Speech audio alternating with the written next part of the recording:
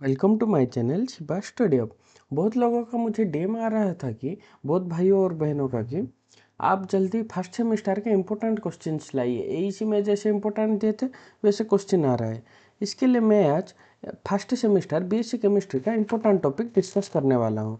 चलिए देखते हैं। कोर 1 जो कि फर्स्ट यूनिट है कोर 1 का एटॉमिक स्ट्रक्चर का इम्पोर्टेंट लॉन्ग क्वेश्चन की बात करें तो फिर Rutherford nuclear model, bourse theory और उसके साथ derivation of Schrödinger wave equation, उसके साथ क्वांटम नंबर्स भी इम्पोर्टेंट है। और अगर 2 मार्क की बात करें या 5 मार्क में समरफोल्ड भी बहुत बार पूछा जाता है। और अगर हम 2 मार्क की बात करें तो फिर de Broglie equation, Heisenberg uncertainty principle, police exclusion principle, Hund's rule और उसके साथ अब्बो प्रिंसिपल। और एक इम्पोर्टेंट जो अगर 5 मार्क की बात करें तो फिर रेडियल प्रोबेबिलिटी डिस्ट्रीब्यूशन प्लॉट्स और समरफोल्ड एक्सटेंशन ऑफ बोर्स। और यूनिट 2 की अगर बात करें हम तो फिर पीरियोडिसिटी ऑफ एलिमेंट्स है। यहाँ पर अगर हम इम्पोर्टेंट की बात करें तो फिर यहाँ पर आयोनाइजेशन एनर्जी, इलेक्ट्रॉन एफिनिटी और इलेक्ट्रोनेगेटिविटी, ये तीनों क्वेश्चन अल्टरनेटिवली आता रहता है। अगर आयोनाइजेशन एनर्जी आ गया तो फिर इलेक्ट्रॉन एफिनिटी एग्जाम में आएगा, अगर इलेक्ट्रॉन एफिनिटी आ गया तो फिर आयोनाइजेशन एनर्जी आएगा।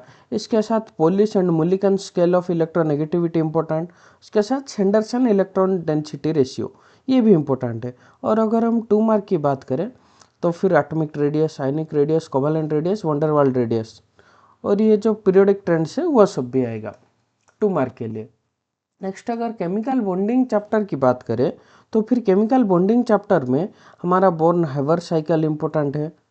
Born Haber cycle, Born Lande equation और उसके साथ Fajans rule, radius ratio rule, packing of ions in crystals, इतना इम्पोर्टेंट है। और अगर हम 2 मार्क की बात करें तो फिर मेडलोंग कांस्टेंट, केप्टूस की इक्वेशन, पोलराइजिंग पावर और ये जो solvation energy, concept of lattice energy और उसके साथ क्या है हमारा, बस इतना इम्पोर्टेंट है केमिकल बॉन्डिंग आयोनिक बॉन्ड में।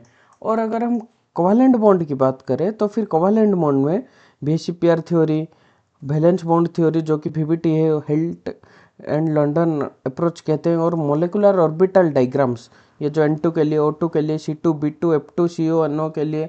और उसके साथ अगर हम 2 मार्क की बात करें तो फिर बेंट रूल। और अगर हम इसका और जो रिमेनिंग टॉपिक है उसका इम्पोर्टेंट की बात करें तो फिर यहाँ से electron model, valence bond model और बैंड मॉडल, जिसे कि हम मोलिकुलर ऑर्बिटल अप्रोच कहते हैं।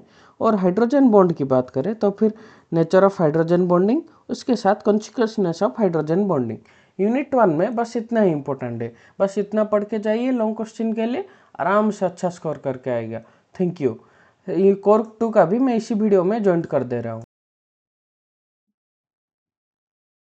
पहले हम कोर 1 का इम्पोर्टेंट क्वेश्चन डिस्कस किए थे, आज हम कोर 2 का अभी डिस्कस करेंगे। चलिए देखते हैं इम्पोर्टेंट क्या क्या है इस यूनिट में। बेसिक ऑफ ऑर्गेनिक केमिस्ट्री जिस यूनिट का नाम है, इसमें इम्पोर्टेंट है inductive effect, electromeric effect, resonance और उसके साथ मेजोमेरिक इफेक्ट, हाइपर कंजुगेशन। और इम्पोर्टेंट अगर हम बात करें तो फिर addition reaction, elimination reaction, substitution reaction, rearrangement, pericyclic reaction, E1 E2 SN1 SN2 में डिफरेंस, और कहाँ पर सब्स्टिट्यूशन रिएक्शन होगा, कहाँ पर एलिमिनेशन रिएक्शन होगा, वो भी Wurtz reaction, Corey House reaction, free radical substitution reaction. उसके साथ अगर हम इम्पोर्टेंट बात करें तो फिर carbanion, carbon free radical, carbocation, ये इम्पोर्टेंट लॉन्ग क्वेश्चन है। और अगर हम 2 मार्क की बात करें तो फिर 2 मार्क में homolytic fission, heterolytic fission important है। बस इतना ही। और ये सब भी उर्ज रिएक्शन, ये सब 2 मार्क में भी आ सकता है, 5 मार्क में भी आ सकता है, 8 मार्क में भी 3-4 करके पूछ सकता है। और अगर हम लॉन्ग क्वेश्चन स्टेरियो केमिस्ट्री जो कि यूनिट 2 है उसका बात करें तब Fischer projection, Newman projection, sawhorse projection, उसके साथ एननचेरियोमर, डायस्टेरियोमर, मेजर स्ट्रक्चर्स। उसके साथ अगर वेरी इंपॉर्टेंट की बात करें तो फिर बेयरस्ट्रेन थ्योरी।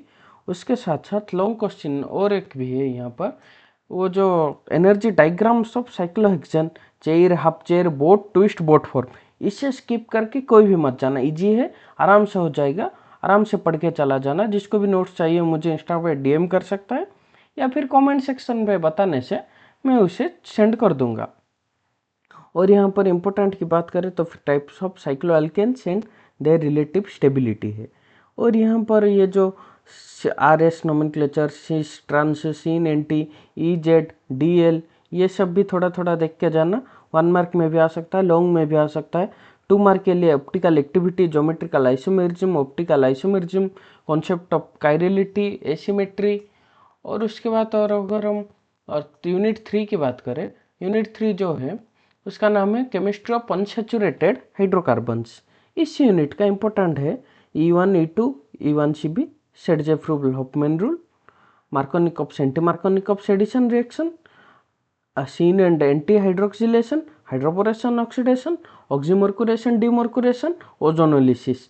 उसके साथ इंपॉर्टेंट की बात करें तो फिर डाइल्स-हाल्टर रिएक्शन और अल्काइलेशन ऑफ टर्मिनल अल्काइंस।